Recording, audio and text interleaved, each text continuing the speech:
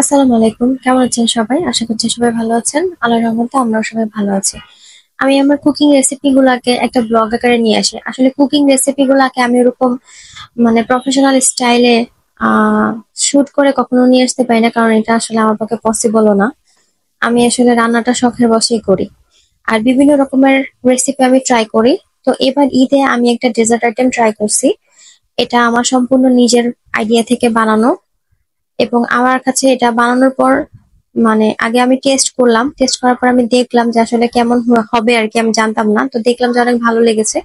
সেজন্য আমি আপনাদের সাথে শেয়ার করলাম। তো কেউ কোনো ডেজার্ট আইটেম যদি না বানাতে চান, একটা সিম্পল এর মধ্যে একটা রিচ একটা ডেজার্ট বানাতে চান, তাহলে অবশ্যই এটা ট্রাই করবেন। তো এটার জন্য ফার্স্টে আমি হচ্ছে ব্রাউন সুগার নিয়ে নিচ্ছি। আপনারা চাইলে হোয়াইট সুগারও নিতে পারেন। ব্রাউন সুগারটাকে আমি ক্যারামেল করে নিব এখন। আর ক্যারামেলের সময় আপনি চাইলে কিছুটা সামান্য পানি অ্যাড করে দিতে পারেন।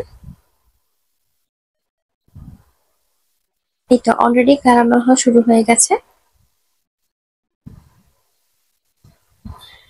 এই ডেজার্টটা বানিয়ে আপনি ফ্রিজে রেখে দিতে পারেন, এন্ড দেন ফ্রিজ থেকে বের করার পর ঠান্ডা ঠান্ডা পরিবেশন করবেন। এটা অনেক বেশি ভালো লাগে। গরমও খেতে পারবেন, ঠান্ডাও খেতে পারবেন। এনিওয়ে, যাই হোক, আমার মনে হচ্ছে ক্যারামেলটা অলমোস্ট হয়ে গেছে। হ্যাঁ।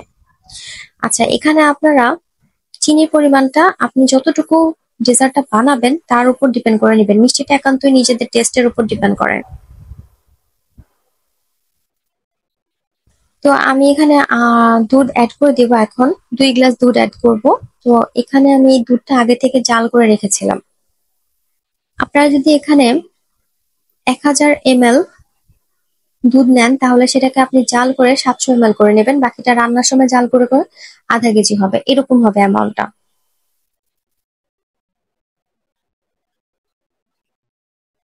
তো ক্যারামেল হওয়ার জন্য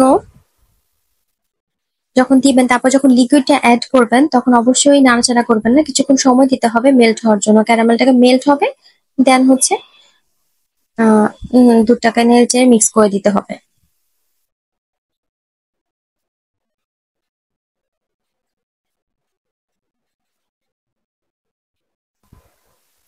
আচ্ছা, এখন আমি হচ্ছে দারচিনি দিয়ে দিচ্ছি। তারপর এখানে দিয়ে দিব এলাচি।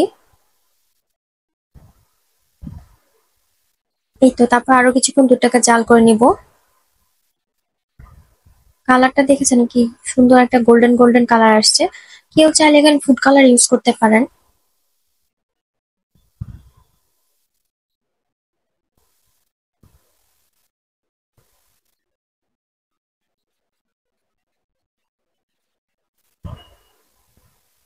আর এই সময় দেখা যাবে যে দুধের জাল করে অনেক সময় উপচে পড়ে যায়, তো সেটার জন্য আপনি অবশ্যই এটাকে মিডিয়াম আঁচে রাখবেন। খুব বেশি হাই হিটেও দিবেন না, আবার খুব লোতেও দিবেন না। আর এই ধরনের ডেজার্ট আইটেম যখন আমি রান্না করি, চুলার সামনেই থাকে, কারণ আমি কেন জানি মানে চুলায় দিয়ে বসে অন্য কোথাও থাকবো, মানে এটা আসলে পারি না।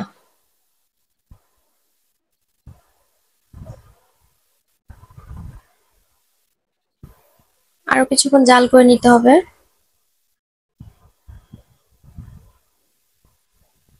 আর কালারটা দেখতে খুবই ভালো লাগতেছে। আমার কাছে ক্যারামেল করার পর না কালারটা খুবই ভালো লাগে। এখন আমি এটার মধ্যে ক্রিম অ্যাড করে দেবো। আপনারা যে কোনো ধরনের ক্রিম অ্যাড করতে পারেন। আমি এখানে 2 টেবিল স্পুনের মতন দিব। ক্রিম খুব বেশি অ্যাড করার দরকার নেই, কারণ এটা দুধটা ঘন হয়ে এমনি একটা ক্রিমের টেক্সচার চলে আসবে।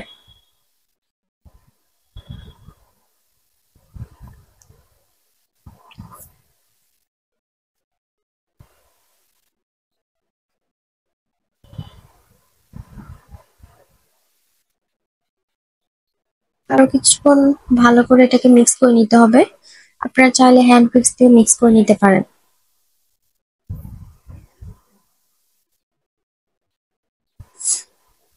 এখন আমি এখানে গুঁড়া দুধ অ্যাড করবো। তো গুঁড়া দুধটা অ্যাড করার জন্য আমি গুঁড়া দুধটাকে ফার্স্টে হচ্ছে অল্প কিছু পরিমাণ পানি দিয়ে গুলে নিয়েছিলাম।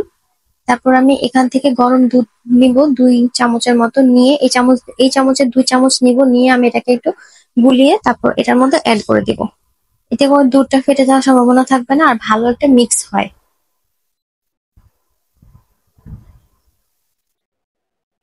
এই তো আমি অ্যাড করে নিচ্ছি, এখন ভালো করে গুলিয়ে নেবেন অবশ্যই।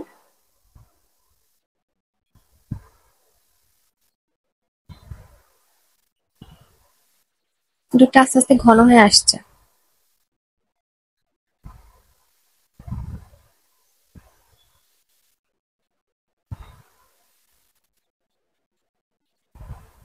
আমি আসলে মাঝে মাঝে একটু সর পড়তে দিই, তারপর আবার নাড়াচাড়া করি, আবার একটু সর পড়ে আমি আবার নাড়াচাড়া করে। তো এভাবে করে কি হয়, মালাই মালাই একটা টেক্সচার চলে আসে।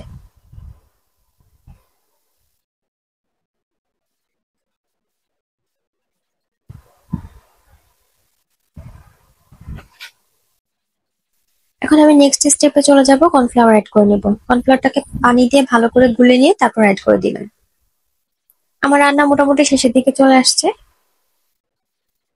এখন আমি দুধটাকে আরো কিছুক্ষণ জাল করে নেব, তারপর যখন ঘন হবে নামিয়ে নেব।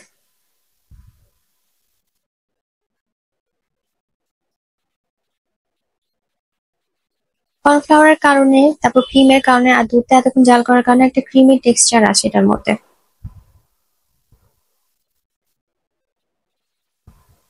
তা আমার রান্না শেষ অলমোস্ট। ঘনত্বটা দেখতে পাচ্ছেন, এরকম আসবে। এটা ফ্রিজে রেখে দিলে আরেকটু ঘন হবে।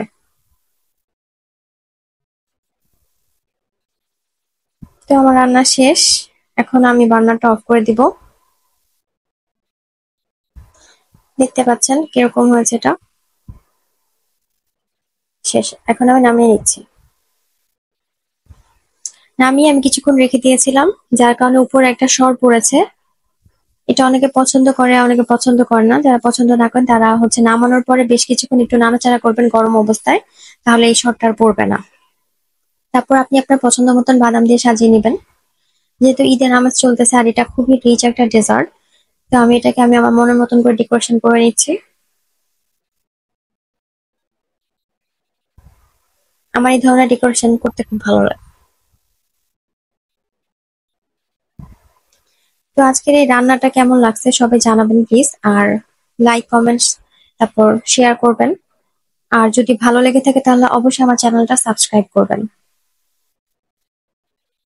আমার চ্যানেলে মোটামুটি আমি যে ধরনের রান্নাগুলো শেয়ার করি সবই আমাদের নিজস্ব বা নিজেদের ট্রাই করা। আমি নিজে আগে ট্রাই করি এবং আমার কাছে যখন মনে হয় যে এটা খুবই অন্যরকম একটা মানে দুর্দান্ত রেসিপি, তখনই আমি আসলে শেয়ার করি। দেখা যায় অনেক সিম্পল জিনিসটাই কিন্তু অনেক রিচ ভাবেও কিন্তু করা যায় এবং অনেক সুস্বাদু ভাবে রান্না করা যায়। আর এখন এমন একটা অবস্থা যে আসলে যত শর্টকাটে রান্না করা যায়, যত মানে শর্টকাটে অল্প সময়ে মজার একটা রেসিপি পাওয়া যায়, তত বেশি কিন্তু আমাদের জন্য সুবিধা হয়। তো দেখতেই পাচ্ছেন, এই যে কাছ থেকে দেখাচ্ছি কালার, তারপর টেক্সচারটা কেমন আসছে। এটা ফ্রিজে রাখবো, তো এই জন্য আমি আর কেটে দেখাচ্ছি না, কারণ ফ্রিজে রাখলে এটা আরেকটু ঘন হবে।